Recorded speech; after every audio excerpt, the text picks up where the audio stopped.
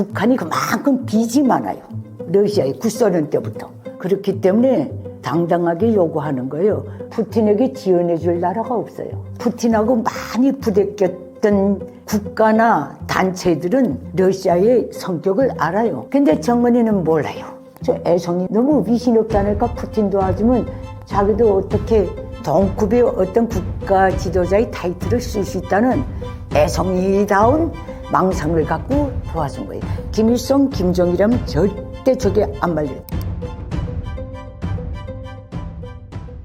저는 1999년 1월 16일에 대한민국에 기순한 탈북민 김길선입니다. 저는 북한에서 종합대학을 졸업하고 북한의 그 전쟁 준비 단위인 국방과학원에서 17년 동안 정책 담당 기자를 했어요. 그리고 1995년 12월 30일에 발언죄에 걸려서 수령 모독죄, 그것도 내가 한 게 아니고 들었다는 그 이유 하나로 아주 당중앙리 10호실에 연금대 가서 10호실에 갔다가 여기까지 온 건 나밖에 없을 거예요. 그건 아무 사람이나 잡혀가는 곳이 아니에요. 내 딸이 하나 잡아가는 것도 그때 당시 김정일이 사인에 의해서 잡아갔댔어요. 거기에서 40일 동안 취조받고 추방됐다가 대한민국에 귀순한 김길선이라고 합니다. 러시아가 북한의 군사 지원을 요청하게 된 주요 원인은 무엇인가요?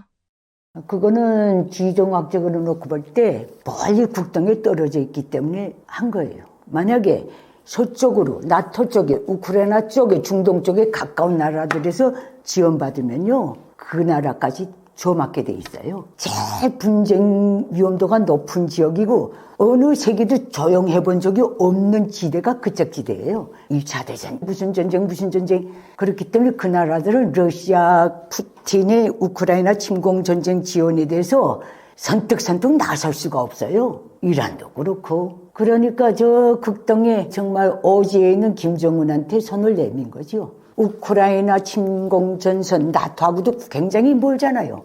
그러니까 북한 따위가 지원했다고 해서 나토가 이란이나 기타 그 중동 그쪽 근방에 설안한 국가들이 러시아에 지원 것에 대한 위험도와 김정은 따위가 지원하는 위험도를 레벨이 다르게 봐요.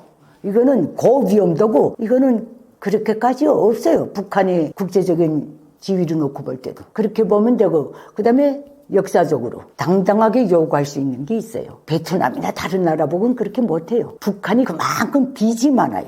러시아의 구소련 때부터. 그렇기 때문에 당당하게 요구하는 거예요. 대가를 준다. 말은 할 수 있지만은 러시아는 어떤 경우도 이런 데 대해서 과거의 빚을 물고 늘어져서 후에 이게 사태가 정리된 다음에 김정은이 우리 그 파병값 주시오 하면 줄 것 같아요? 안 줘요. 그게 러시아의 성격이에요. 그래서 김일성은 늘 러시아는 약탈적 본성이 강하다고 계속 그런 거예요. 자기가 한 짓은 생각 안 하고 신뢰 없이 행동한 건 생각 안 하고 원래 독재자들이 내피셜이 그래요. 그다음에 정치적으로 놓고 볼 때도 푸틴 입장에서는 서쪽이 정치 경제 문화의 러시아의 중심이 다 서쪽에 있어요. 극동에는 없어요. 서쪽 지역에서는 함부로 못 빼요. 그 어떤 인접 국가들도 공동전쟁 하나의 3차 대전 사춘 같은 게 벌어질 수 있기 때문에 말려들 나라가 너무 많기 때문에. 그러나 북한 국동에 김정은 하나가 지원하고 어쩌고 저쩌고에도 국동 지역에 나라가 뻔하잖아요. 몽골, 중국, 북한, 한국, 일본밖에 없어요. 그래서 아마 그렇게 보는 것 같아요. 내가 보기에는 내 생각은 그래요. 푸틴에게 지원해 줄 나라가 없어요. 푸틴하고 많이 부대꼈던 국가나 단체들은 러시아의 성격을 알아요. 아니야, 박은호 그룹 회장도 자기 수톨리니까 암살해버리는 거 보세요. 그러니까 그런 데는 안 말리겠다. 해주고도 죽을 수 있다. 약간만 수톨리면. 그게 푸틴이거든. 근데 정은이는 몰라요. 제가 보는 입장은 그래요. 함부로 안 도와주죠. 중국도 딱 다물고 있는데 저 애송이만이 너무 위신 없지 않을까? 푸틴 도와주면 자기도 어떻게 그 말하자면 동급의 어떤 국가 지도자의 타이틀을 쓸 수 있다는 애송이다운 망상을 갖고 도와준 거예요. 김일성, 김정일이라면 절대 저게 안 말려요. 그건 너희 전쟁이고 왜 6.25 때 대통 당했기 때문에. 소련이 약속을 뒤집는 바람에. 그래서 그래. 그 러시아의 입장에서 놓고 볼 때는 푸틴의 입장에서 볼 때는 분단 한반도는 대한민국도 하나, 한속, 북한도 한석이에요. 그리고 저 대국이 견지에서 놓고 볼 때 정전 후 어떻게 될지 몰라도 푸틴이 이해관계에서 놓고 볼 때는 전망적인 국익을 놓고 볼 때는 북한이 아니고 대한민국이에요. 그렇기 때문에 악인 푸틴의 수는 누구도 가늠하기가 힘들 거예요. 평면을 놓고 볼 때는. 분명히 무슨 뜻이 있어요. 거기는. 원래 러시아는 그런 게 좀 있어요. 그렇다고 파병 받았다고 해서 푸틴이 오늘날까지 김정은이가 진짜 침략전쟁에 파병한 그 상황이 쭉 오면서 푸틴이나 러시아 정부에 의해서 대한민국을 모욕하고 지탄하고 공격하는 발언은 나온 적이 없어요. 이 함수를 보세요. 여차하면 북한은 언제든지 버틸 수 있는 카드예요. 이미 저거는 부도 처리된 국가나 같아요. 제가 보는 시각이 그래요. 우크라이나 전쟁이 러시아와 북한 관계에 어떤 영향을 미칠까요?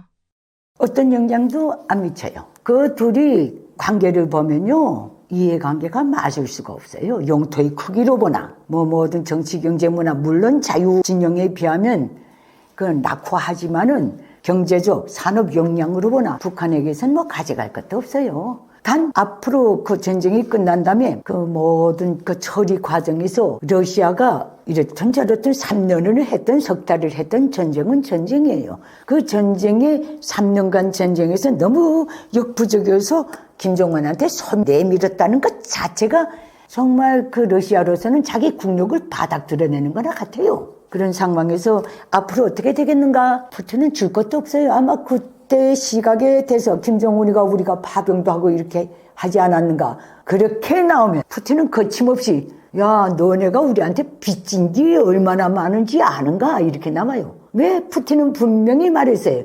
오늘의 러시아는 구소련을 계승한다. 부채도 계승한다. 그 뜻이에요. 북한 같은 나라를 상대로는. 저 국제 미아나 같아요. 북한은. 그 악의성, 비상식적이고 비정상적인 국가 비전, 국력이 개바닥인 거, 산업 역량이 0이에요. 어떤 힘도 없어요. 어느 나라를 지금 10년째 토목공사장에 내몰아요. 놀리면 안 되겠으니까. 딴 생각할까봐. 그러니까 이렇게 놓고 볼 때 글쎄 앞으로 어떻게 되겠는가. 많은 사람들이 러시아가 그 값으로 선진 무슨 위성 기술을 준다니 무슨 최첨단 기술을 준다니 그것도 받아먹을 만한 나라에 주는 거지.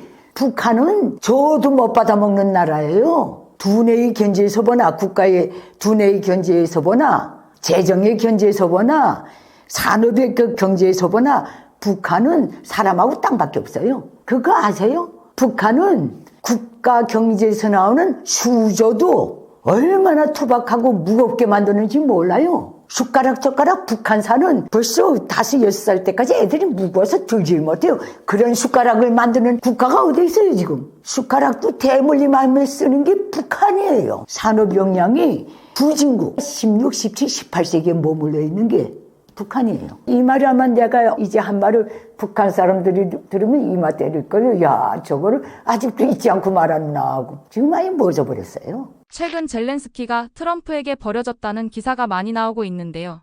김정은 또한 트럼프와 푸틴에게 버려질 가능성도 있을까요?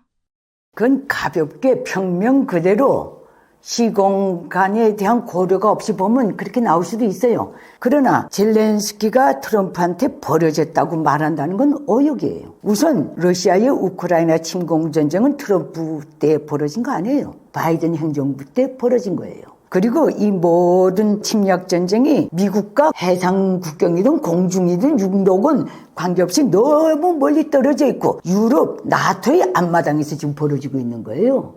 이 모든 데서 여기서 목숨을 메고 달려들고 진짜 그 나토의 이념이나 유럽의 그 모든 국가의 안보 리그를 볼 땐 유럽이 적극적으로 나서야 돼요. 미국도 들어와야 우리가 한다. 이런 식의 자세를 취하는 거에 대해서 트럼프 행정부는 크기 싫은 것 같아요. 말하자면 캐나다처럼 국경에 붙어 있다면 미국이 그러고 있겠어요? 유럽에서 벌어지는 일이에요. 이런 면에서 시 공간을 봐야지. 그러나 이때 트럼프하고 김정은 콜라보라고 보는 거는 정말 미국 관계에 대한 숙지가 없는 거예요. 그렇게 콜라보 있는 게 회담 3번 하고 3번째 회담 하노이에서 앉자마자 깨버리고 나가겠어요? 그때는 상황 자체가 북한이라는 문제를 놓고 그때 국제 무대에서 순위가 좀 밀려 있다는 아니까 회담의 방법으로 풀 수도 있다고 그때 당시 대한민국의 대통령이 미북 사회에서 방자 역할을 한 거예요. 우리 동네 전향 의사가 있는 것 같아요 하고 전달해주고, 트럼프가 당신이 이렇게 하면 이렇게 나올 수 있을 것 같다, 있을 것이다, 나올 것이다, 이걸 중재 역할을 하다 나니까 만난 거예요. 그래서 트럼프 대통령은 그때 분명히 말했어요. 내 임기 내에 북한 핵 문제를 해결한다. 그런데 그 이후에 우선순위들에서 좀 밀렸어요. 북한 문제가. 그 북한이 가용 가능한 핵무기를 두고 있다는 확신이 없는 거예요. 다 유사품이다 보시면 돼요.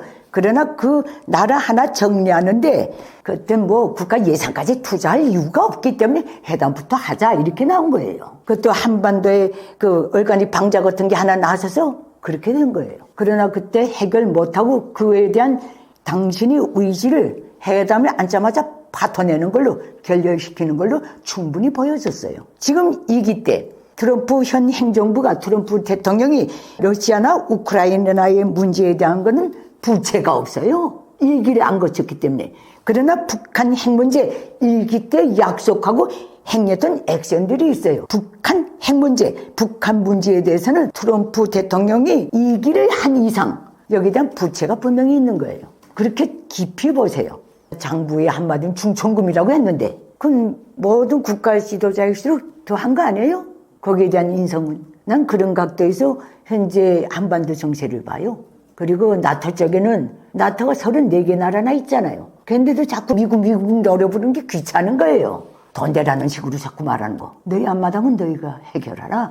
직설적으로 말하면 그 뜻이나 같아요. 하늘은 스스로 돕는 자를 돕는다. 여기에 준해서 발언했다고 보이진 않아요. 그러나 극동 지역에는 34개 나라가 없어요. 한미일밖에 없어요. 그래서 여기에 중시할 수밖에 없어요. 지정학적으로 그렇게 보면 나는 그렇게 늘 보거든요. 좀 이해하기 힘들죠. 그러나 그게 한반도가 흘러온 역사예요. 트럼프 임기 동안 한북미 관계를 어떤 점에 집중해서 봐야 할까요?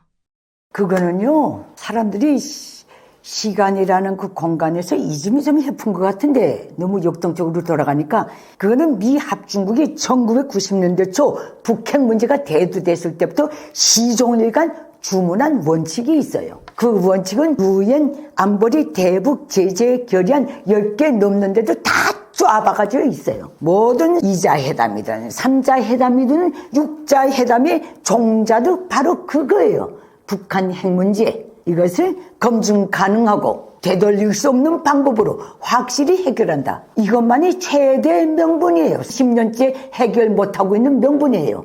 그런데 여기에다가 계속 이런 명분을 계속 찔러대는 게 그거를 행사 안 하고 있고 명분은 있지만은 거기에 대해서 어떤 특별한 치명적인 액션이 없는 것에 대해서 저 애송이 김정은이는 그 자유세계에 더 많은 문제들이 매일 터져나오는 순위가 계속 바뀌는 국제정치하에서의 그거는 모르고 자기가 대단히 세서 말폭탄만 하는 줄 알아요. 그러니까 계속 이번에도 김일성 정치군사대학 갈 때도 순항미사일 시험 발사장에 나가서도 그게 다 핵무기에 뭐 가용 가능하고 어쩌고 핵 위력 강화 계속 떠드는 거예요. 이거 아무리 거짓말이고 협박이라도 30년째 이러고 있으면 죽여버려야 돼요. 그래서 우리는 김정은 스스로가 계속 던져주는 그게 협박이든 공갈이든 관계없이 그걸 딱 쥐고 명분으로 북한 문제를 정리해야 돼요. 핵도 그 법제화하고 계속 말하잖아요. 우리 국가 수반, 우리 핵무기는 절대 과시용, 전시용이 아니고 아주 실존용이라고 계속 떠들고 있잖아요. 이 문제에서 30년째 북핵 문제를 해결 못했다면 곧게 들고 대화의 방법이든 뭐든 정도시켜야 돼요. 왜? 미 합중국도 그렇고 대한민국 정부도 그렇고 유엔 안보리도 그렇고 6자 회담의 최대 명분이 북한 핵 폐기였기 때문에 그래요. 이것만 들고 나가면 돼요. 잊혀도 안 지게 30년 동안 북한이 스스로 각인시켜졌어요. 그리고 다 6자, 양자 뭐 이걸 해결한다고 다 들러붙었댔어요. 아직까지 못했다는 거는 어찌 보면 김정은의 입장에서 보면 운이 좋았다고 볼 수도 있어요. 그러나 이제는 끝낼 때가 됐죠. 시작이 있으면 끝이 있다. 이렇게 딱 보시면 돼요. 그런 면에서 북한 무슨 명분으로 하겠는가? 북한은 김일성 족속은 분명히 90년대 초에 말했거든요. 핵은 곧 조선, 조선은 곧 수령님. 김일성 족속이라고 그랬어요. 핵을 김일성 족속과 말하자면 등식화하고 북한 체제와 등식화한 이런 사이비 이런 악당을 그가 힘이 있든 없건 위험성이 높든 낮든 간에 없애버려야 돼요. 이제는 30년째 피로도를 놓고 볼 때도 제일 눈에 안 보일 때는 원점으로 닦아야 돼요. 초기의 선 가장 맑은 정신으로 이해관계에 충실해서 가장 국가의 이념을 기준으로 정한 원칙으로 되돌아가서 상황을 점검하는 것, 이것만이 실수가 없어요. 개인 인생도 그렇다니까. 내가 보는 건 그래요. 내가 너무 멀리 너무 허망하게 얘기를 했나? 예. 지금 와서 뭘 어떻게 없앨까요? 입이 다 나왔는데 무슨 삐죽한 멍둥이가 있어요? 문제는 단 하나예요. 북핵 문제 해결이에요. 핵폐기예요. 여기다만 그 핵 문제, 김일성 족속이 핵이 곧 북한이고 곧 김일성 족속이라고 한 이상 북한 핵 문제 해결은 북한 자유화의 시작이에요. 자유해방의 시작이 되는 거예요. 그러면 그걸 시작으로 한반도 자유 대한민국 주도의 한반도 자유통일 실현의 발판이 되는 거예요. 이렇게 원대한 포부, 웅장한 포부가 우리는 이미 30년째 우리 목전에서 수시로 들어왔어요. 그래서 트럼프 행정부도 제일 먼저 한반도 비핵화라는 얼빠진 소리 하던 것들 다 무시하고 북핵 문제라고 딱 쪼아보가 놓은 이유가 여기에 있어요. 이유가 북핵 문제로 다시 어떤 일각의 한반도 비핵화 그 말이 이제는 북핵 문제라고 정리해 버린 것 자체가 미 행정부 트럼프 행정부의 북핵 문제 해결에 대한 의지를 보여주는 거예요. 그리고 김일성 족속이 반드시 제거될 수밖에 없는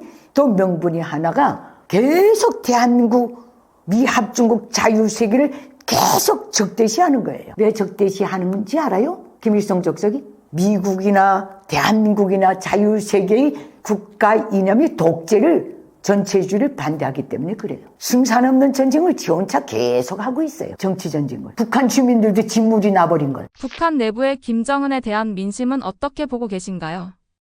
우리가 북한 전체주의 제도의 민심이라는 거는 그거는 데이터를 잡을 수가 없어요. 절대 정당하고 자유롭고 모든 사람들이 솔직해질 수 있는 여론조사가 아예 없는 나라예요. 모든 정치인의 지지율을 집권 세력이 원더이는 수단이고 노예니까 자기네가 다 행사해요. 그래서 김일성, 김정일, 김정은을 놓고 볼 때 지지에 더해서 역사적 행정을 놓고 볼 때 김일성, 소위 주체 사회주의 조선의 시조라고 하는 김일성이는 그래도 항일 빨치산이라도 했어요. 그리고 김일성은 일제 식민지 통치에서 갓 해방된 북한지대에 들어가서 지도자를 했어요. 그리고 나라를 재건하는 데서는 돈 있는 사람 돈, 힘 있는 사람 힘, 지식 있는 사람 지식 하면서 대동단결하자고 그랬어요. 그때까지 칼을 빼들지를 않은 거예요. 자유조선을 세운다 그랬어요. 국민 생활에 대한 기준은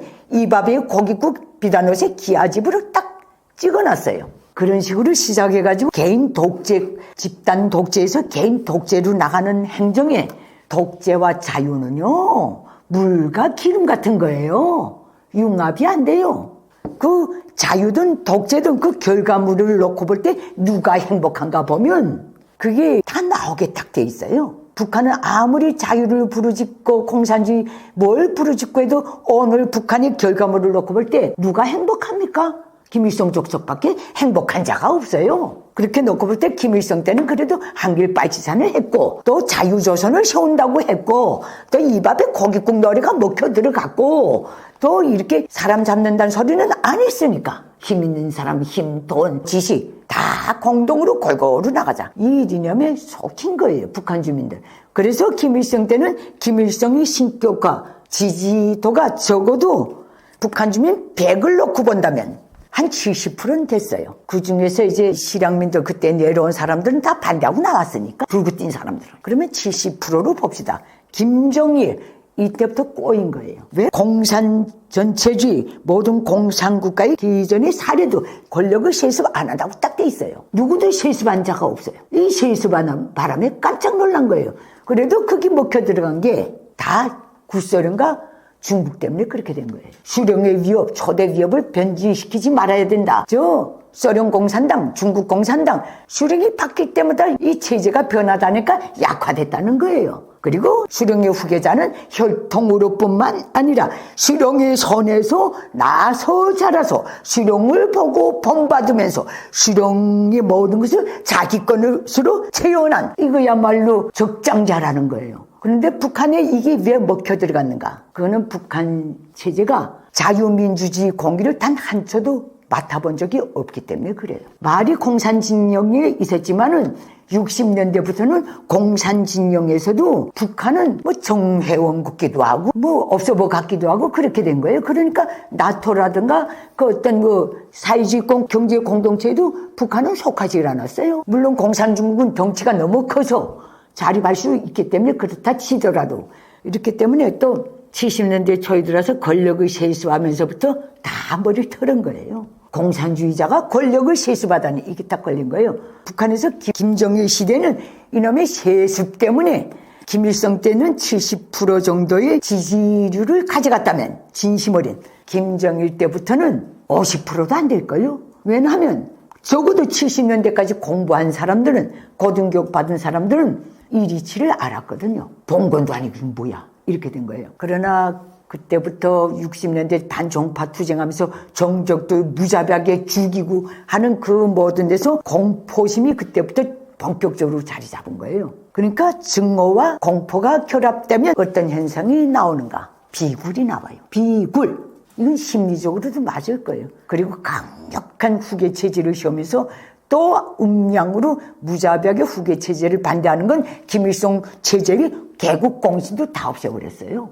종파로 몰아서 그때 북한 공산권에서는 나름 기라성 같았던 공산주의 이론가들 중에 적지 않은 사람들이 사라졌죠. 그 전에 죽은 사람들은 그래도 오늘날까지 충신을 수왕받아요. 빨리 죽은 덕에. 김정일 때부터는 김정일에 대한 존경심이 없어요. 관성으로 가는 거예요.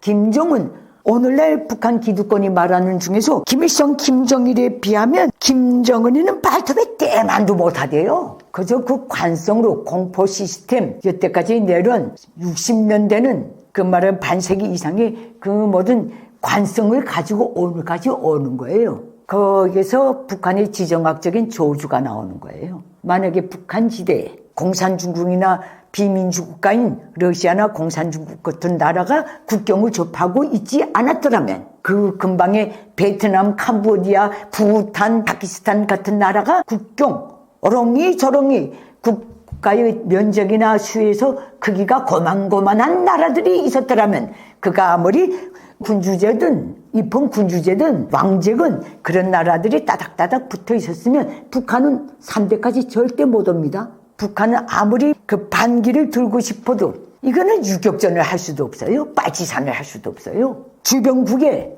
국경으로 쉽게 통할 수 있는 주변국들의 망명 정부도 세울 수 없어요. 반 김일성 족속 단체를 세울 수 없어요. 공산중국과 러시아가 허용을 안 해요. 그렇게 탈북한 탈북민들 난민 인정도 안 한 것이 공산중국이에요. 지정학적 저주가 나오는. 그래서 저놈의 체제가 오늘날까지 그럭저럭 가늘게 길게 가고 있는 거예요. 여기서 대한민국은 축복받은 나라죠. 해방되자마자 자유민주 국가의 말을 대표국인 미국행 열차에 타다 나니까 여기서 이렇게 민주화 운동도 다 일어날 수 있었고 거지만은 북한은 아주 재수없게 그때 당시 소련 독재 전체주의 독재에서 소련을 능가하는 그 어떤 제국이 지구촌이 없었어요. 그 열차에 타다 나니까 노예사회, 봉건사회, 식민주의 그 다음엔 저로 공산체제로 들어가다 나니까 자유의 공기를 단 한 초도 맡아볼 수 없었던 거예요. 그래서 여기까지 온 거예요. 늘 슬프죠. 그거 생각하면 참 재수없다고. 북한과 러시아는 전략적으로 동반자 관계가 아닌 것으로 보시나요?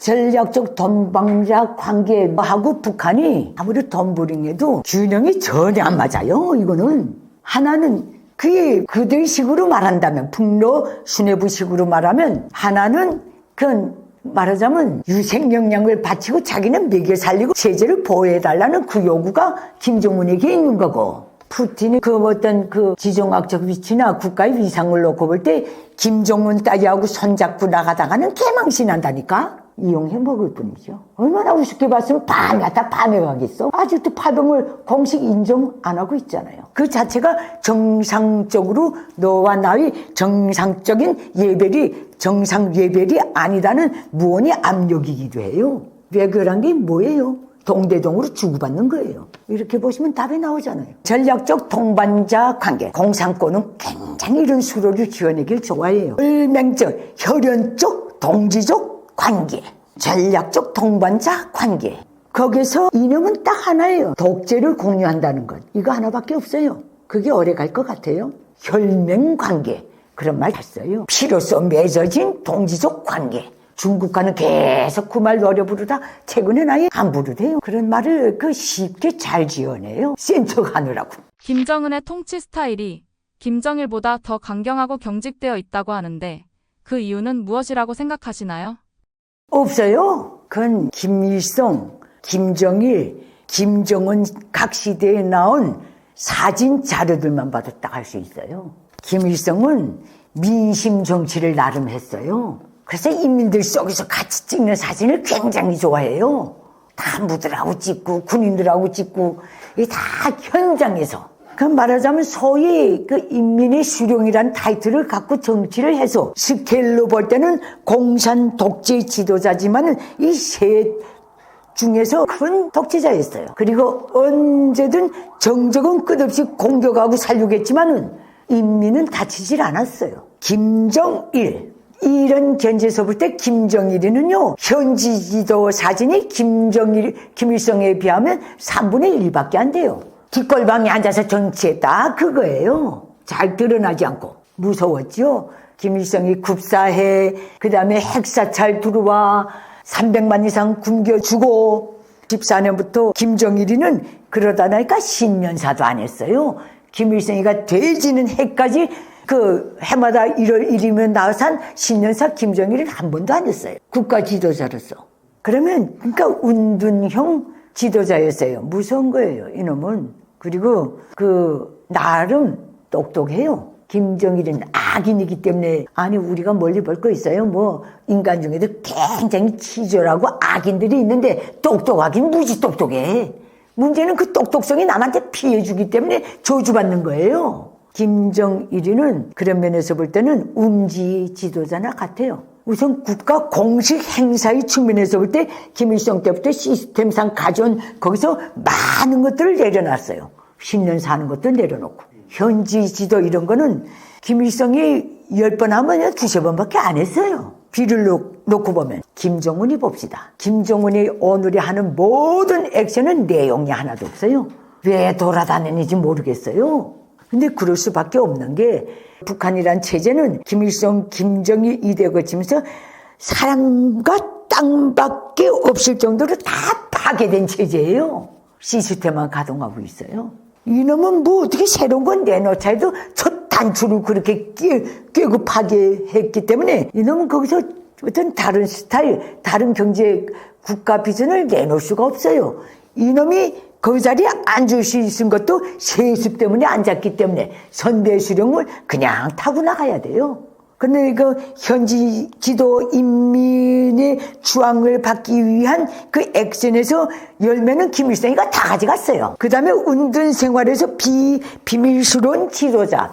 아주 그래서 긴가민가하게 김정일이 돼서 국제사회나 유관국들이 김정일을 평가하는데 상당히 애를 먹었을 거예요. 잘 나돌아다니질 않으니까. 그래서 운둔형의 지도자 이렇게 돼 있었어요. 하나는 공개적으로 다 파괴하고 가고 하나는 운둔해서 숨어서 다 깽판치고 뒤졌어요. 김정은이는 이거저도 통하지 않고 이거저도 통하질 않아요. 그리고 김정은이는요, 경력이 일단 역부족이에요. 진짜 아래에서 나온 놈 같은 거, 손오공이처럼. 이놈은 사람이 흔적이 없어요. 북한에서 세습 지도자로서 성장한 흔적이 0에 가까워요. 김정일이라든가 그거는 자라서 어느 유치원, 어느 초등학교, 어느 중학교, 어느 대학 경력이 쫙 나와요. 김일성이도. 이놈은 그 경력이 하나도 없어요. 몇 년도 원산에서 출생. 끝. 학력이 일단 없어요. 북한에서의 정상적인 성장을 못했다 그 뜻이에요. 이제 어느 날 갑자기 김정일이가 급사하다나니까 세습에 맞게끔 물려받은 거예요. 세자 훈련을 안 했다 그 소리예요.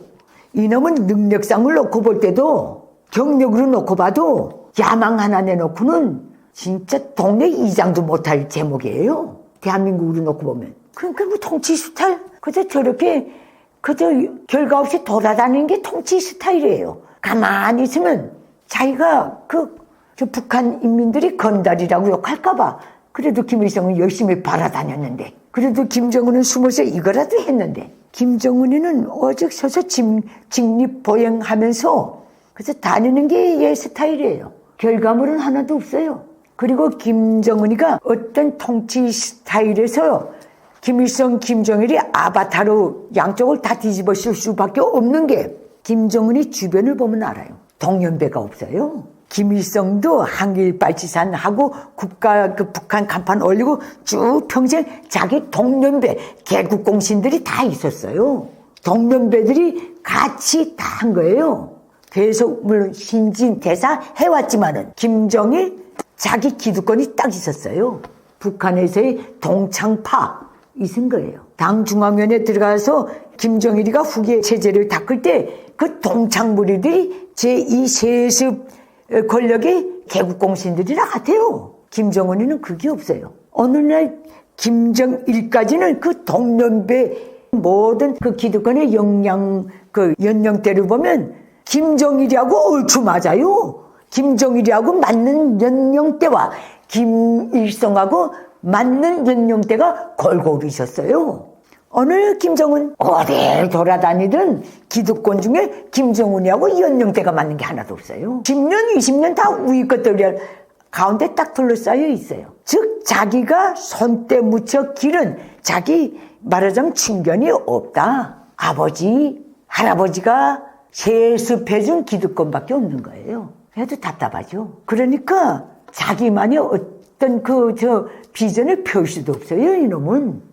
이거는요, 국가 독재자에게는 정말 위험한 거예요. 그러나 북한같이 그 폐쇄 국가에서 3대를 내려오면서 그 관성이 김일성 족속의 모든 범죄 야망이 제도적으로 시스템화되어 있기 때문에 이렇게까지 오는 거지 불가능하죠. 그래서 김정일이 통치 스타일 뭐라고 말할 것도 없어요. 애송이에요. 애송이답게 과장이 너무 심해요. 해놓은 건 개뿔도 없는데 세계 정치 정세의 흐름을 주도한대요. 지가 말이 돼요. 전체 북한의 군사력을 듣도 보도 못한 지금까지 새로운 차원의 군사 강국이 됐다는 거예요. 누구도 증명 못해요. 그가 건설하겠다는 군사강국, 설경강국, 인민강국, 모든 사상강국, 이 모든 나라의 또 과학기술강국 계속 노래 부르고 있거든요. 뭔지 알고나 떠드는지 모르겠어요. 그거 이제 곧 온대요. 계속 풍을 쳐요. 어찌 보면요, 저 오스트레일리아의 어느 부족에서 매해 행하는 둘소춤 축제나 같은 토톰에 의존하고 있어요. 실패 안 한대요, 둘소춤은. 왜? 들소가 나타날 때까지 1년이고 2년이고 멈추지 않고 한대요. 그래도 오스트레일리아 대륙에는 들소가 있길래 북한처럼 80년은 안 가는 거예요. 북한 김일성 족속이 노래 부르는 주체혁명위험은 지대로 말하면 들소 때 기다리는 거나 같아요. 그래도 오스트레일리아의 그 대륙에는 들소라도 있지. 없어요. 누구도 그림 못 그려요. 주체혁명위협이 뭔지. 그래서 죄짜면 김일성 족속이 세세년년 대물림에서 국가 권력을 유지하는 것이 주체혁명위협의 본질이다. 그래서 나라가 저렇게 파괴된 거예요.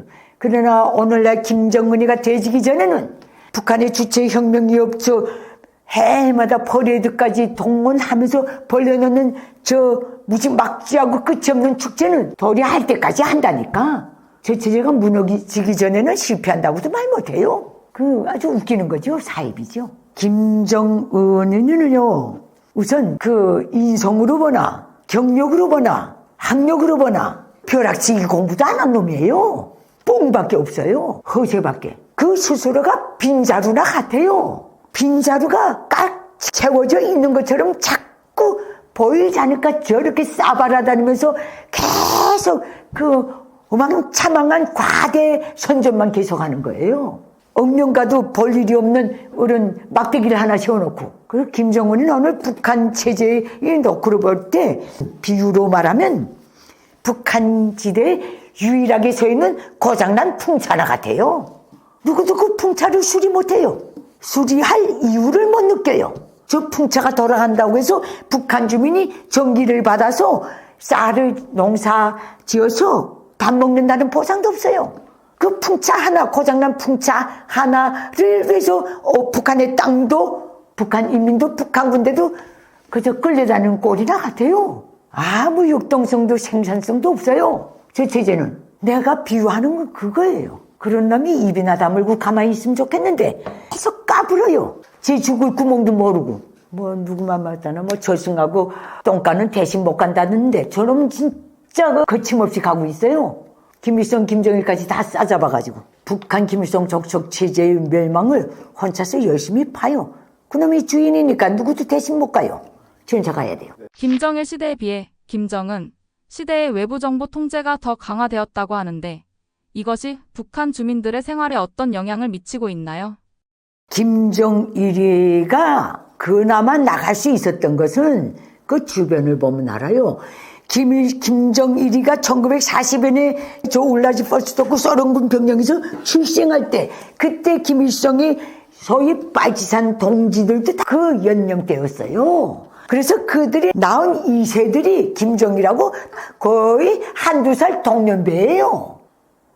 빨치산 2세, 김일성을 받들었던 빨치산 1세의 2세들이 김정일을 받들 수 있는 공간이 포대가 있었던 거예요. 정은은 그것도 없어요. 그래서 동창이 많아요. 김일성이 소위 이름난 빨치산들, 김일성하고 같이 빨치산 했던 모든 500명의 자식이 됐던, 최용건의 자식이 됐던, 최현의 자식이 됐던 다 김정일이하고 동시대에 학교를 다 다녔어요. 인간 교류를 맺고. 오늘 채령에도 김정일 때의 사람이에요. 그게 얼마나 중요한 건지 알아요? 자기 집안을 가지는 데서는 집안은 누가 닦아주질 않아요.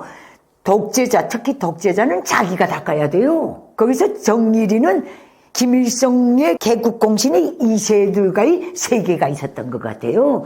세계가 있었던 거예요, 인간관계가. 그래서 대학 동창부리가 또 있은 거예요. 정은이는 그 김정일과 동년배 때의 2세들, 2대 세습 체제 수립의 공신들의 2세들하고도 마주 앉은 적이 없어요. 마주친 적이 없어요. 그 2세들도 얘가 있었는지도 몰라요. 얘도 있었는지도 모르고. 이게 그 파괴적이고 아주 저주받은 인맥이라니까. 김정은으로서는 마음 놓고 부려먹을 사람이 없어요. 애를 끌고 다니는 거예요, 제 딸을. 그놈 손목 잡고 다니면 좀 마음이 편한가 봐요. 애 자꾸 그 공사 구분 없이 자기 딸을 끌고 다닌다는 거는 그만큼 외롭다는 뜻이에요. 그리고 나는 이걸 많이 보는데, 그제 어느새 현지 시찰 가서도 그 정말 노병들, 자기보다 10년, 20년 다 우위 것들이 다 있는데 책상 앞에다 담배깍 딱 놓고 앉아서 일하는 거. 이건 진짜요. 측면에서도 사회적으로든 가정적으로든 부모로부터도 교양을 받은 적이 없다는 뜻이에요.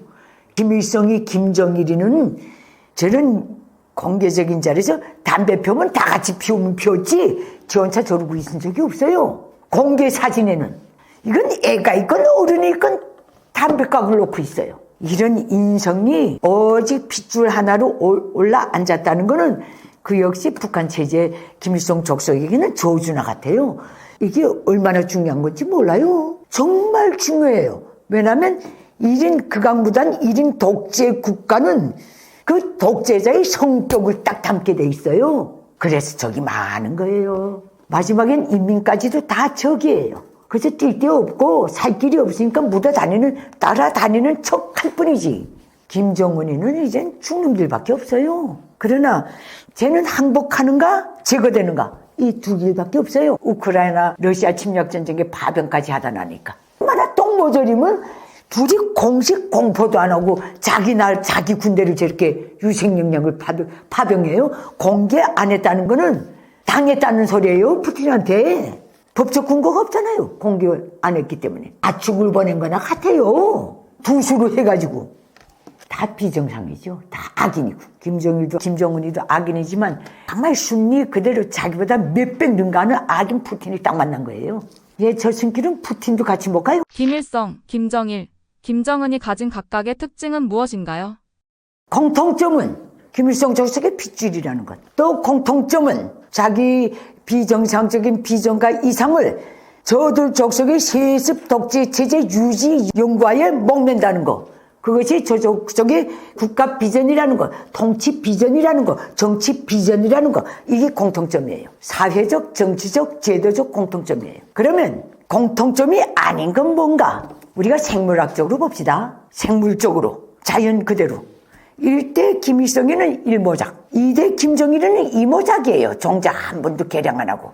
3대 김정은 3모작이에요. 종자 개량 없이. 비전도 똑같아, 핏줄도 똑같아.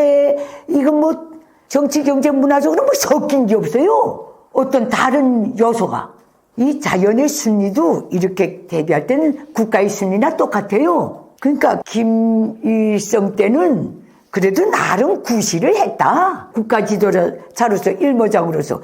김정일 때는 2모작으로서 그 가져나가는 데서 나름 자기 몫은 했다.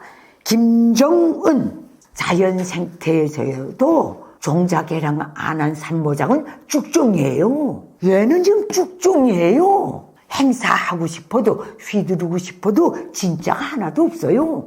백성이 다 말 듣는 것 같아도 언제 돌변할지 몰라요. 그런 상태에 있어요. 학력으로 보나 인성으로 보나 이게 다 연결이 되는 거예요. 그러니까 김일성이는 자기가 준비된 만큼 행사다 한 거고, 그때는 국제적으로도 냉전 시대였고 자유주의 진영이 나누어져 있던 때이기 때문에 운신의 폭이 국제적으로도 넓었어요. 활동하기 좋았다 그 뜻이죠. 김정일 때부터 문제예요. 외향과 내향이 다 찌그러지기 시작했어요. 소련 해체. 전 소련 연방은 문의만 있어도 그래도 큰 소리 치겠네. 아예 해체해버렸어요. 공산국가 타이틀을 내려버렸어요. 그 다음에 중국의 개혁개방. 그래도 울바자 구실하던 그것들이 다 걷어버렸어요. 어떤 한계의 진영으로서의 나름의 문의 역할을 했던 인접국가들이. 그러니까 이제 제 힘으로 나가야 될 판이 된 거예요. 그 김정일이 김일성 때 남겨놓은 끄트머리로 다 온 거예요. 깨끗이 파먹고 왔어요. 김정은이는 뭐 어떻게 공통점, 차이점, 그저 공통점은 앞에서 말한 거고 차이점. 일대에 비하면 3분의 1로 약화됐고 뭐 이렇게밖에 할 말이 없네. 일대에 비하면 거의 90% 약화되고 이게 잘 연결이 안 되는데 쭉정이 3모작 그렇게 거기서 퉁치면 돼요. 1대가 제일 셌고 2대는 그럭저럭 목을 만하게 갔는데 3대는 쭉정이가 됐다. 뭐가 다른가? 통치 스타일 뭐 나을 게 있어요? 벼락치기 공부도 안 한 놈인데 병기센 뭐. 그리고 북한이 다 파괴된 체제, 오직 공포스러운 시스템만 있는 체제에서 뭘 창조적이고 혁신적이고 유화적이고 어떤 자유세계와 공존할 수 있는 비전이 나올 수 있어요? 김정은한테? 없어요. 쟤는요, 트럼프 일기 때 육자회담 때문에 그걸 움직인 거하고 러시아 때문에 그 푸틴 만나려 움직인 거 외에는 푸틴도 얼마나 꼬셔놓으면 모스크바에 발도 안 들여놨어요. 울라지 버스 타고 저기서 헤매다가 갔잖아요. 국동에서. 제 정상 지도자고 좀 그 가치가 있다면 그래도 크렘린 궁전이라 때 데려다가 회담했을걸? 그 급이에요. 그러니까 뭐 이렇게 통치 스타일의 차이점이 뭔가? 그 통치 스타일에서의 통치 스타일을 규정하는 것은 통치 본질과 목적이 그걸 스타일을 결정해요. 통치 목적과 본질, 추구하는 목표가 똑같은데 다른 스타일이 나올 수 있어요. 강했는가, 중간 정도 갔는가, 아예 약화됐는가, 이 차이점밖에 없는 거예요. 내 말이 틀려요. 왜 그런가? 하레비의 김일성, 애비의 김정일이 신종주의 국가라서 하레비의 김일성, 애비의 김정일의 염원과 핏줄과 그 모든 이상을 야망을 이어서 후계자로 올라갔기 때문에 여기서 1mm도 얘는 벗어 못 나요. 그래서 뭐라 그래요? 김정은의 모습에 옆으로 보면 김일성, 우측으로 보면 김일성, 좌측으로 보면 김정일 이런 식으로 세뇌하고 있어요. 선전하고. 그가 왜 김일성, 김정일에 대해서 그 영생론을 계속 부르짖는지 알아요? 그 외에는 자기 명분이 없기 때문에 그래요. 명분이 없기 때문에. 저체제의 명분이 아예 없기 때문에. 그러니까 통치 스타일이고 뭐고 할 것 없어요. 그렇게 봅시다. 스타일은 그 통치의 목표와 목적과 사명과 이상에 딱 준해서 나오게 돼 있어요. 스타일이 거기에 충실하라고 나오는 거기 때문에 그래요. 스타일을 위해서 국가 비전이 필요한 게 아니라 국가 비전을 위해서 스타일이 필요하기 때문에 그러는 거예요. 그게 순서가 아니에요. 김정은을 북한 최후의 지도자로 보고 계신가요?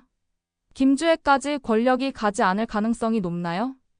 정말 이거는요, 북한이 아주 비밀스러운 폐쇄 국가고 하도 비정상적이고 비상식적인 체제니까 자꾸 주의 후계자설이 나오는데 저런 독재 국가에도 악법 룰이 있다니까? 북한 밖의 기준으로 자꾸 보니까 엉뚱한 소리가 자꾸 나오는 거예요. 북한 내 김일성 정석이 그것을 흔드는 순간에 붕괴될 수밖에 없는 룰이 본질적이고 근본적인 룰이 딱 있어요. 후계자는 여자가 못한다. 이거예요. 이걸 자꾸 놓치는지 모르겠어요. 그러니까 북한 체제를 그만큼 모르기 때문에 그렇다는 거. 나는 가장 중심에서 직책은 높지 않았지만은 정책 담당 기자 17년 짬밥이면요. 북한 박사 졸루돼요. 제일 중요한 부분에서 후계자 설치체 놉시다. 그리고요. 제후에 국가 수반인가? 그 아니면 이걸로 끝나겠네. 더 있겠는가? 난 오늘 감히 장담하는데 김정은으로서 끝나요. 내가 바라보는 북한은 그래요. 끝나게 돼 있어요. 거기서 이놈이 진짜 제 발로 기어 들어간 게 바로 파병이에요. 왜 끝나는가? 이거는 피해국들, 한미일과 같은 피해국들의 그 어떤 정당한 명분에 의해서도 끝나게 돼 있고 유사품도 계속 협박질하는 거 저 정상이요. 그렇지 않으면 소위 동맹국에 의해서도 끝나게 돼 있어요. 오늘의 북한의 동맹국 정말 실질적이고 물질적이고 물리적인 동맹국은 파병을 했으니까 러시아가 돼버린 거예요. 파병했잖아요. 이거는 그 액션으로 다 드러난 동맹국이에요. 피로써 맺어진 그 미사 그런 혁명사가 아니고 수단과 역량을 파병했기 때문에 러시아 우크라이나 전쟁은 나는 앞을 꼭 내다보는 게 모든 것은 제자리로 돌아간다. 이거는요 순리예요. 러시아의 침략 전쟁도 종당에는 침략을 할 때 넘어선 국경으로 꼭 회복돼야 돼요. 유엔이 인정하고 러시아가 90년대 초 소련 해체를 공언하면서 우크라이나 여기부터 너희 땅이다 스스로 내는 그 지대를 꼭 넘겨줘야 돼요. 그걸 나는 이만큼 강점한 걸 내놓고 현 상황에서 휴전하자. 푸틴이든 젤렌스키든 그렇게 하면 계속 향후에 불씨를 남기고 가는 거예요. 이런 모든 관계를 놓고 볼 때 푸틴의 이해관계하고 김정은의 이해관계는 이건 질량이 달라요. 얘는 동네 골목대장의 이해관계라면 푸틴은 아니에요. 국력으로 그 영토의 크기로 보나 국가가 가지고 있는 자원의 경지로 보나 비록 현대적인진 못하지만은 그 어떤 경제력으로 보나 달라요. 이 상황에서 푸틴은 자기가 살기 위해서라도 극동지역을 개발하기 위해서라도 한국과 딱 손잡게 돼 있어요. 그래서 나는 나부터 푸틴 입에서 대한민국에 대해서 어떤 말이 나오는가 이것만 체크해요. 대한민국이 그 각성할 만한 발언은 하나도 안 했어요. 북한 김정은이를 두던해서 하나도 안 했어요. 진짜 김정은이하고 푸틴하고 전략적이고 포괄적인 그 어떤 관계라면 유엔 안보리 상임 이사국으로서 유엔 대북 제재 결의안이 스스로 대북 경제 봉쇄, 군사 봉쇄, 모든 봉쇄 북한 그 제재 성명들 아니에요? 여기서 이제라도 러시아는 빠지겠다고 선언해야 돼요. 그걸 안 하고 있잖아요. 러시아는 진짜 포괄적이고 전략적인 그 동반자 관계라면 그걸부터 보여줘야 돼요. 김정은이나 국제사회를 향해서 내가 상임 이사국으로서 서명한 유엔 대북 제재, 유엔 대북 제재 그 결의안 있잖아요. 여기서 난 이제부터 탈주한다. 내가 서명한 걸 무효로 한다.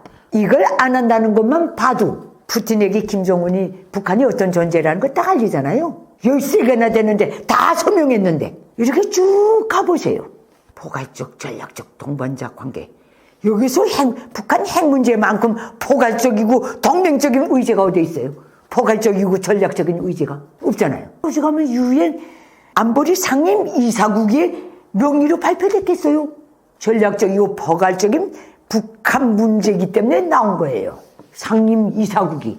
그렇게 보면 답이 나오지 않아요? 우리가 북한 푸틴하고 김정은, 러시아하고 북한의 운명을 볼 때는 러시아 측에서 북한 정권을 어떻게 대하는가. 가도 되고 안 가도 되는 아무 영양가도 없는 대표단이 먼지 피우며 왔다 갔다 하는 거, 그거는 하던 게 필요 없고, 푸틴으로서는 김정은을 얼리기 위한 액션에 불과하고, 푸틴이 러시아가 어느 고리부터 푸는가 요거 보세요. 자기가 서명한 모든 국제적인 어떤 조약문들이 있잖아요. 그 가상탑에 대북 유엔 제재 결의안에 서명한 걸 포기하는가 처리하는가, 이것부터 보면 답이 딱 나와요. 이거 안 하는 이상 북한과 러시아의 소위 전략적이고 포괄적인 어떤 관계라는 거는 추상물에 불과해요. 피상적인 것, 추상적인 것에 불과해요. 김정은이는 뭐 맺는지 모르겠지만 푸틴은 그만큼 껌 씹는 그 행위나 똑같아요. 내 말이 틀려요. 모든 문제는요, 시작점으로 꼭 돌아가게 돼 있어요. 정리되는 와중에 그 방향으로 딱 가야 돼요. 정상이었던 그 시작점에서 비정상으로 넘어가서 한 바퀴 돌든 두 바퀴 돌든 정상적인 시점에 그 환경으로 꼭 가게 돼 있어요. 그래야 정리가 돼요. 질서가 복귀되고. 김정은이가 3대 가겠나? 나는 못 간다고 봐요. 글쎄, 푸틴이 나는 그 러시아는 유엔 안보리 상임 이사국의 한 성원으로서 6개 중에 1개국으로서 우리 명의로 그 서명했던 모든 대북 유엔 제재 결의안부터 13개나 되는 대북 제재 결의안 여기서 모두 우리는 빠지겠수다 처리합니다. 이렇게 한다면 글쎄 모르겠지만은 푸틴이 김정은 따위를 위해서 그런 희생을 하겠어요? 심오하지요. 시야가 펴지지 않아요? 이렇게 딱 보세요. 북한군의 실제 전투 능력은 어느 정도인가요? 북한군의 전투 능력. 지금 러시아에 파병된 북한 그 육군의 능력이 북한 능력이죠. 그것도 나름 골라보낸 능력이 그거죠. 그냥 마음으로 때우는 거예요. 원시 부족 전쟁처럼. 옷만 현대적으로 입었을 뿐이고, 북한의 전쟁 능력 봅시다. 우리가 이거는 부정하지 못하잖아요. 모든 나라의 전쟁 능력은 그 나라의 산업 수준에 딱 달려 있어요. 그 모든 게 그 산업 토대에서 나오는 게 전쟁 무기들이기 때문에 그래요. 옷 하나, 이 군이 달고 있는 견장의 별 하나도 그 나라의 산업 역량에서 다 나오는 거예요. 이거를 놓고 볼 때 북한의 군인들은요, 군복 교체도 못해요. 이미 80년대 중후반부터는 전혀 없어서. 북한의 김일성 족속이 현지 시찰 가면 군인들의 그 군복을 보면 저걸 입고 군 생활을 했는지 그게 안 잡히지 않아요? 새 군복 입고 나온 것 같은 게. 그 모든 사람의 몸에 부착돼서 한동안 입었던 모든 옷들은 그 나름의 표시가 다 있어요. 분위기적인. 북한은 김일성 족속이 이동할 때는 걸레 같은 군복 뺏겨놓고 차에다가 새 군복을 싣고 가서 국조에서 입혀서 세워놔요. 북한의 모든 군에 대한 피복도 동하, 겨울철, 여름철 피복도 제대로 보장 못하는, 주정대로 보장 못하는 나라가 북한이에요. 북한군의 사진에 나오는 것 외에 모든 내놓고는 건설장에 나와 있는 군대들 보면 이건 노예도 그런 노예가 없어요. 피복도 못 입는 것들이. 북한군은요, 1980년대 중반을 끝으로 10년 군사 복무하면서도 실탄 사격 훈련을 한 번도 못하고 제대되는 시대에 접어들었어요. 탄생산 능력이 10%대로 뚝 떨어진 거예요. 북한의 군 운영에서 첫째, 유색 역량의 건강 상태, 보존 상태. 이건 음식이에요. 전쟁 준비. 두 번째 뭐예요? 의약품이에요. 세 번째가 무기예요. 군대들 왜 자꾸 끌어내서 대건설장에 갖다 던져놓는지 알아요? 국가가 병력에 가둬놓고 먹일 수가 없기 때문에 그러는 거예요. 전체 지역 몽땅 풀어놔서 그 지역 주민들이 허리띠를 졸라매고 십시일반에서 먹여 살리라고 그렇게 하는 거예요. 의약품? 북한은요, 의약품 공장이 다 섰어요. 이미. 그건 북한이 주사기만 놓고 봐도 알아요. 의약품은 둘째치고 북한에 오늘날 유통되는 모든 약의 70%는 절대 다수 주민 사회가 의존하고 있는 의약품은 중국산이에요. 장마당에서 놔두는 거예요. 이거 불가능하고 유생영양은 식량이 없다는 뜻이고 의약품이 이렇게 중국에 의존한다는 건 북한의 의학 모든 제약 공장들이 생산 능력이 그저 간간히 돌아간다 그 뜻이에요. 무기? 몰라요. 북한 무기는 작대기나 같아요. 김일성은 늘 말했어요. 김일성이가 1994년 7월 8일에 퇴졌죠. 1994년 4월 말에 마지막으로 급사하기 전에 제2경제위원회라는 군수산업체를 이틀 동안 현지 지도했댔어요. 그때 김일성이는 모든 군수 생산에 대한 변실 자료, 그 똑똑한 그 상황을 체크한다면은 공탄을 했어요. 이제는 남조선 해방한다는 건 다 개꿈이랬다는 거예요. 모든 총포탄 생산이 10%대로 뚝 떨어진 거예요. 그 10%대로 뚝 떨어진 이유는 또 어디에 있는지 알아요? 원료에 걸린 거예요. 원료가 있어야 생산하는데 이 모든 총포탄의 모든 생산의 주 원료가 전략적인 원료가 중국과 러시아에서 들어갔던 거예요. 북한에는 가용 가능한 화약을 만들 수 있는 지하 자원이 없는 나라예요. 이것 때문에 다 그렇게 된 거예요. 오늘날 북한이 전쟁 준비를 못한 전쟁을 할 수 없다는 거는 북한의 모든 그 고철이나 같은 그 포요 뭐요 이것만 봐도 알아요. 아니 그 자력갱생 간거부터 전이민족 수매 사업을 벌려서 파고초를 주워다가 다시 녹여서 재생해서 만든다. 그래서 뭐라고 나와요? 청년호, 소년호, 료맹호, 땡코 이거 모두 매탕 해먹은 파고철로 재생한 것들이에요. 포 한두 발 쏘면 포신이 휘어질걸? 끊어지고 이건 교체를 못해요. 순환적으로. 용이에요. 산업 용량이. 기술의 면에서나 예의 면에서나 용이에요. 나는 그 분야에서 17년 정책 담당 기자를 하고 한 중요한 곳들만 봤댔기 때문에 이걸 알아요. 그래서 김정은이가 무슨 핵물질 공장에 현지 시탈 나갔다 어디 나갔다 하면 북한은 가장 낙후하군 현대적인 산업 수준과 멀리 떨어져 있는 나라로서 북한의 모든 진짜 공장에 갔다면 그 분위기만 봐도 이건 가동되는 공장이구나. 이거는 세트장유로구나. 즉시 알아차려요. 거기 한 번이라도 갔다 온 사람들은. 그 갔다 온 공장들 다 세트장이에요.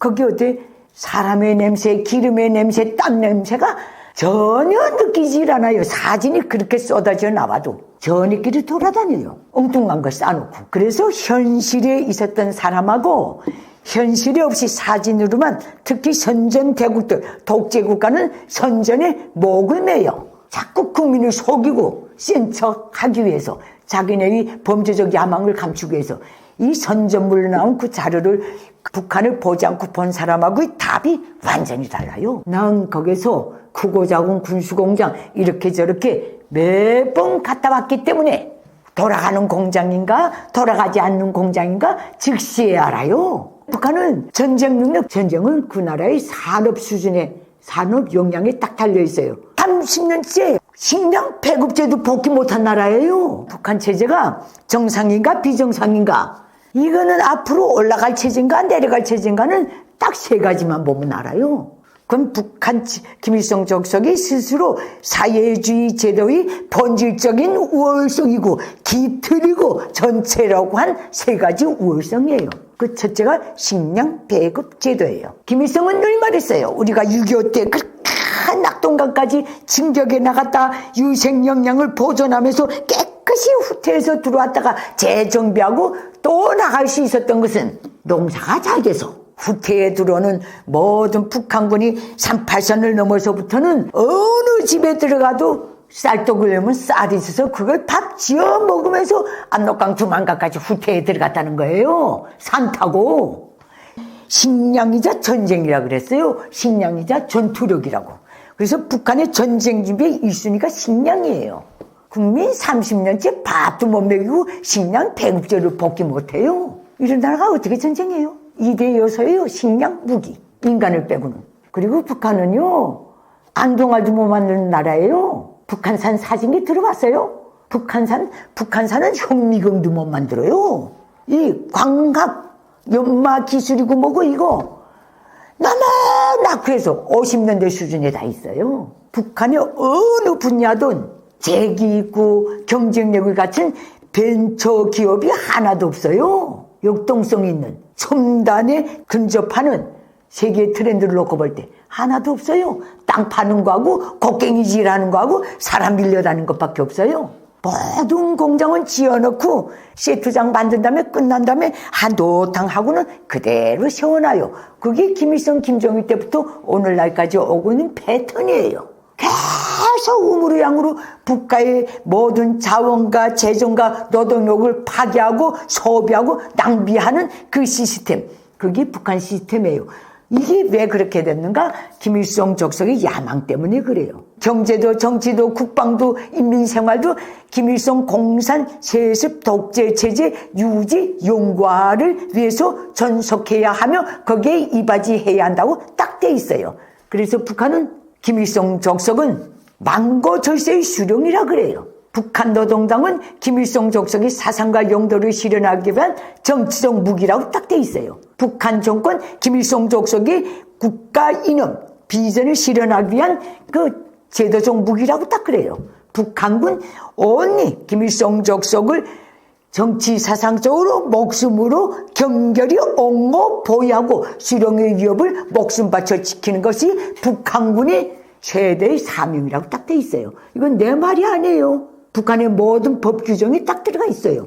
전체 북한 인민은 수령의 운동으로 살아가는 아주 피조물이에요. 그래서 전체 북한 주민들은 김일성, 김정일주의자가 되어야 한다고 시종일관 강제하는 게 김일성, 족속, 김정은 3대까지 와서 저러고 있어요. 그 기준은 수령에 대한 충실성을 체질화 무슨 이제 본태화해야 된다 그래요.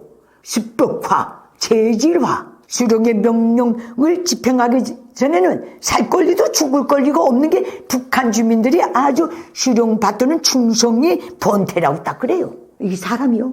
짐승이지. 북한 경제는 수령의 밥그릇이에요. 모든 북한 경제에서 구조가 어떻게 되어 있는지 알아요? 첫째, 당경제. 당경제는 군 뽑는 경제예요. 즉 수령의 비자금을 만드는 경제. 국제시장에 나와서 우물은 양으로든 밀배를 하든 보따리 장사를 하든 달러만 벌 수 있는 것만 생산하는 게 당경제예요. 그 다음에 군수경제가 두 번째예요. 이건 전쟁 준비예요. 군수경제의 첫 번째 미션도 무기 밀매를 통한 군자금 수령의 혁명기업 수행을 위한 군자금 벌어들이는 거예요. 인민경제, 즉 민간경제는 당경제, 군수경제를 보장하는 깃다리예요. 인민경제의 모든 기술력, 그 다음에 수단의 말하자면 모든 기계 수단들, 모든 그 자원들, 꼴짝, 생산 라인은 다 당경제하고 군수경제에 소속되어 있어요. 그래서 북한의 인민경제는 개시나마한 경제예요. 북한의 주민들은요, 손바늘도 대물림하겠어요.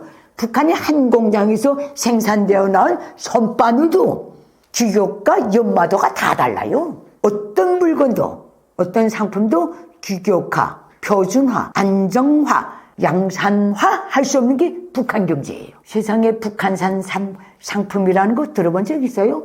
불쭉술, 고려 인삼술 외에 본 적이 있어요? 없어요. 그게 오늘 아침까지 북한이에요. 북한의 경제 상황이 군사력에 미치는 영향은 무엇인가요? 군사력은 논할 게 없다니까. 군대라는 거는요, 그 여름철에 계속 훈련을 안 하고 어떤 실전을 안 하면 여름철에 굴뚝이나 같은 존재예요. 군대는 국가가 전적으로 매겨 살려야 하는 집단이에요. 국가가 포장 못하니까 산업 역량이 안 되니까 저렇게 된 거예요. 군복 입고 보수를 안 주는 노예 노동력이나 같아요. 북한 군대는. 어찌 보면 현대판 포로지요. 김정은은 군대를 어떻게 활용하고 있나요? 굶는 사람, 늘 배 줄인 사람의 첫째 본능이 뭔지 알아요? 뛰어나와서 먹을 거 찾는 거예요. 이게 북한군이요. 1990년대부터 북한이 공개 안 했을 뿐이지 전국의 모든 부대들의 탈영병이 넘쳐나서 그 소속 부대 군관들의 의무가 탈영병 잡으러 다니는 거였어요. 어느 열차에 가봐도 좀 온전히 있고 병사 하나 달고 움직이누나 하는 군감 보고 어딜 가오? 우리 부대 탈영병 잡으려고 합니다. 이게 첫 번째 나오는 답변이었어요. 난 그때 현지에 있었거든요. 탈영병이 많다는 거 그럴 바에는 아예 병영에서 탈영 사춘 같은 걸 해가지고 그래도 울타리는 없고 그런 공사장에 다 풀어놓은 거예요. 먹일 수가 없고 식탄 훈련도 못하고 그 유생역량 강영실 군대, 영실 군대 북한군 타이틀이에요. 북한 주민들이 즐겨 사용하는 유머예요. 북한의 전체 군인들도 즐겨 사용하는 유머예요. 영실군, 영양실조 군대란 소리예요. 그 다음에 90년대 말 2000년대에 들어와서는 강영실 군대가 돼버렸어요. 강한 영양실조 군대. 우리가 멀리 볼 것도 없어요. 오창성이라고 기순병사 있죠. 그 사람이 왔을 때 그 사람이 그 신체적인 모든 안팎의 모든 걸 볼 때 자유색이 정상 국가의 군대라면 얼마나 놀라운 그 일들이 많았어요. 공개는 안 됐지만 먹을 것 같지도 않은 거 사람 먹을 게 도대체 현대 음식으로는 도무지 그 이름을 붙일 수 없는 그런 걸 잔뜩 먹여서 전체 군대가 그래서 배 안에 해충을 디글디글 차고 다니는 게 북한군이에요. 북한군의 모든 작태, 건설장 작태라든 건 둘째치고 찍어 나오는 이렇게 저렇게 북한 내부에서 비공개적으로 찍혀 나오는 모든 사진들 보면 북한군의 10명이 들판에 있다 하면 8명이 앉아 있어요. 한두 명이 서서 사방을 잘 살펴요. 자꾸 앉는다는 거는요. 정신적으로는 자존이 낮다는 뜻이고 육체적으로는 기력이 없다는 뜻이에요. 이건 전체 북한 주민이나 똑같아요. 북한 주민들은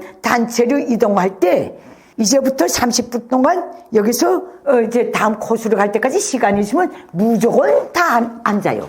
그리고 오직 지휘관, 지휘성원, 간부들만 서서 인원하고 앉아 있어요. 그 시간이 조금만 더 길어지면 절반쯤 누워서 다 자요. 그만큼 육체적으로 딸리고 자존이 없다는 뜻이에요. 많은 그 냉전 시기, 그 이후에 냉전 시대를 분석했던 사람들이 말이 난 옳다고 봐요. 독재 국가의 국민들이 외형적 작태를 보면 어느 국가에 가보면 어느 거리에 가봐도 서 있는 사람보다 앉아 있는 사람이 많다는 거예요. 자유세계에 나오면 어둠에 가봐도 앉아 있는 사람보다 서 있는 사람이 많다는 거예요. 독재가 사람의 인성 기를 그렇게 죽여놓고 육체적으로도 약화시킨 그 주범이라는 그 뜻이나 같아요. 북한 전체 주민 가다가 세워만 놓으면 무조건 앉아요. 무너지듯이. 앉아서 조금만 시간이 길어지면 누워요. 절반쯤. 꿀잠을 자요. 이건 남북과 비교해 보세요. 젊은 사람, 늙은 사람 관계없어요. 가기만 하면 서기만 하면 세워놓기만 하면 앉는 국민이 유생역량 상태로 놓고 볼 때도 전쟁 능력이 있다고 봐요? 없어요. 나는 원리적으로 말씀드립니다. 북한이 핵을 포기하는 것이 북한에게 이득이라고 하셨는데 어떻게 해야 핵을 포기하게 될까요? 이게 김일성 족속의 절대절명의 딜레마예요. 왜 그런지 알아요? 핵을 들고 핵을 폐기하고 공식 사찰받고 다 하는 순간에 보상을 받아야 되는데 그 보상을 당당히 요구할 수 있을 정도의 가용 가능한 핵이 없다는 뜻이에요. 유사품을 들고 진짜 핵무기처럼 계속 공갈쳐 왔는데 독재 국가, 독재자들이 가장 무서워하는 게 뭔지 알아요? 거짓이 드러나는 거예요. 그건 안팎으로 그거는 진짜 사용감이에요. 진짜 가용 가능하고 세계가 인정하는 무기화할 수 있는 핵이 있었더라면 저것들은 그 핵을 들고 어떤 딜이라도 했을 거예요. 북한 핵무기 본 사람이 있어요? 없잖아요. 핵실험했다는 북한 선전 외에는 본 사람이 없어요. 북한 핵이 진짜 핵이었다면, 진짜 가용 가능하고 신뢰성 있는 핵이었다면, 그런 기술과 그 어떤 토대와 능력을 갖추고 있었더라면 그렇게 장기간 육자회담 이렇게 매달리지도 않아요. 우리 진짜 있다, 이거다, 사찰하라. 그리고 여기에 대한 우리 국가 체제 수호 때문에 만든 것이기 때문에 우리가 이걸 내려놓는다는 건 모든 걸 오픈하는 것이나 같다. 여기에 대한 보상은 해달라. 보상 다 한다고 그랬잖아요, 그때. 자유세계가. 이게 내놓을 수 없는 비패 같은 걸 들고 있기 때문에 그러는 거예요. 유사품. 그러나 이게 더 나빠요. 가짜를 들고 저렇게 10년째 협박질하고 갈취하려고 하는 것. 지인을 빼면서, 지가 빼는 건 별 문제는 아니지만 주변국들은 무슨 죄예요? 북한에 똑똑한 사찰 한 번 받은 적이 없어요. 개발도 오다시피 그 근방에 가서 한번 사진 찍고 온 게 다예요. 그래서 내놓지 않는 것은 우선 그 자체가 가짜기 때문에 그래요. 독재 국가는 진짜가 없어요. 독재 시스템 외에는. 이렇게는 생각 안 돼요? 그러나 가짜 들고 그 프로젝트를 놓지 못하고 끝없이 추구한 건 사실이에요. 그리고 있던 없던 그거 들고 핵 법제하여 뭐요 떠들면서 그걸로 해가지고 계속 주변 정세를 유관국들을 계속 협박질하고. 근데 요새는 김정은 시대에 들어서 지금 북한이 아무리 핵 법제하여 아무리 떠들어도 이제는 뭐야 그래 하고 그거를 아주 일촉즉발의 정세위기라고 생각하는 나라가 있어요? 없어요? 너 또 노래 부르기 시작했구나.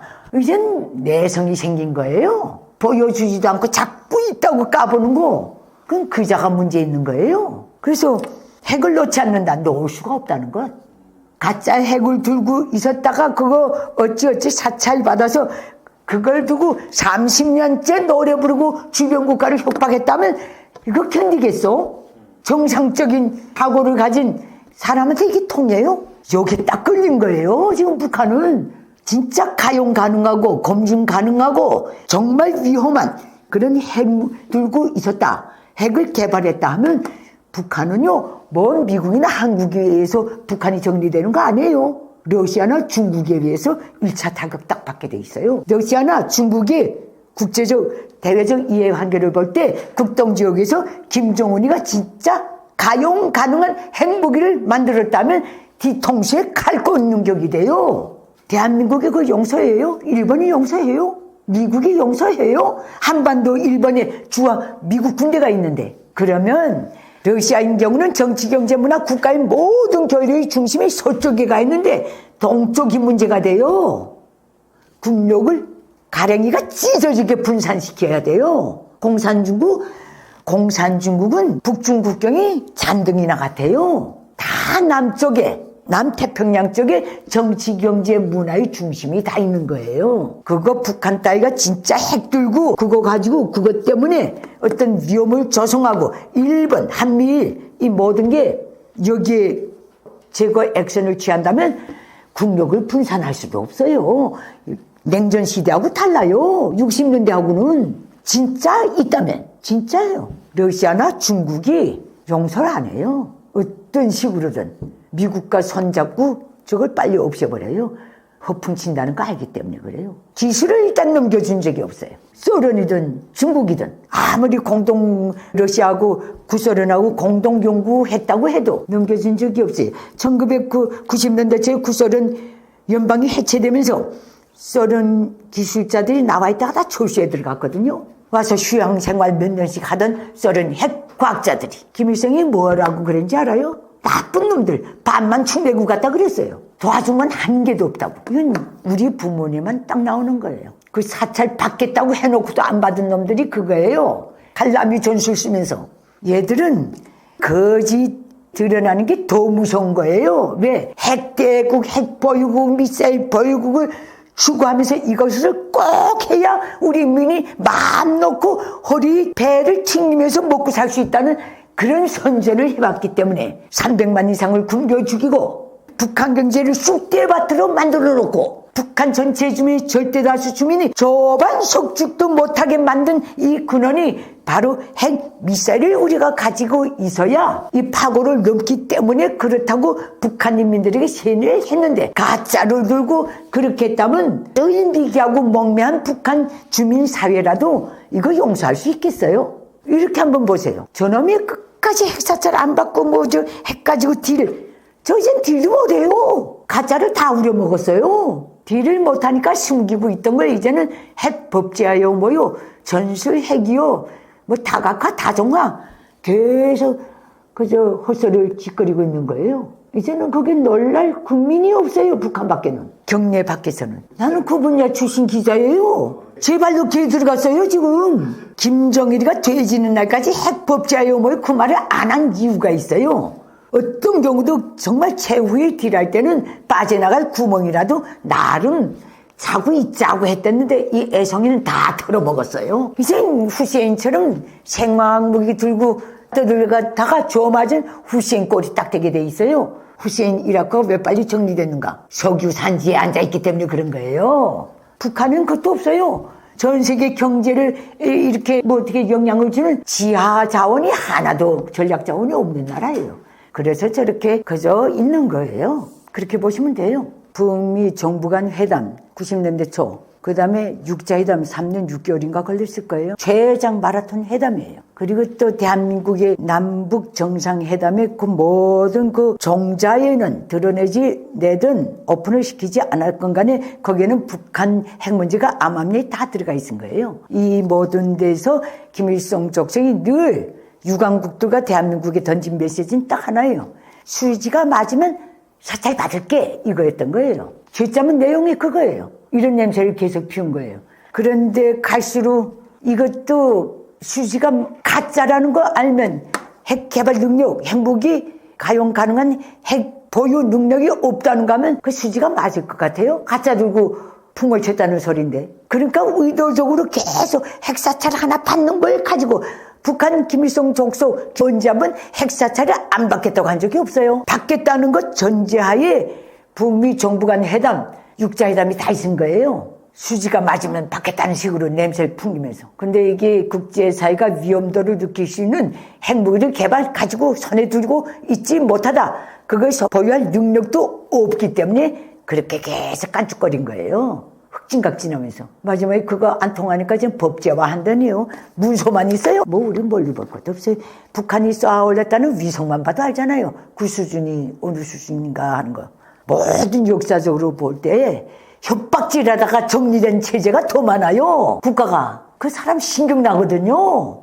마음 놓지도 못하게 하고 긴장을 풀게도 못하게 하고 주변국들 얼마나 불안하게 만들어놔요. 이거 굉장히 위험한 범죄예요. 전범에 가까운, 내 국제범죄에 가까운 전범의 하나가 바로 공갈 치는 것도 딱 들어가게 돼 있어요. 그래서 이 말 하는 거예요.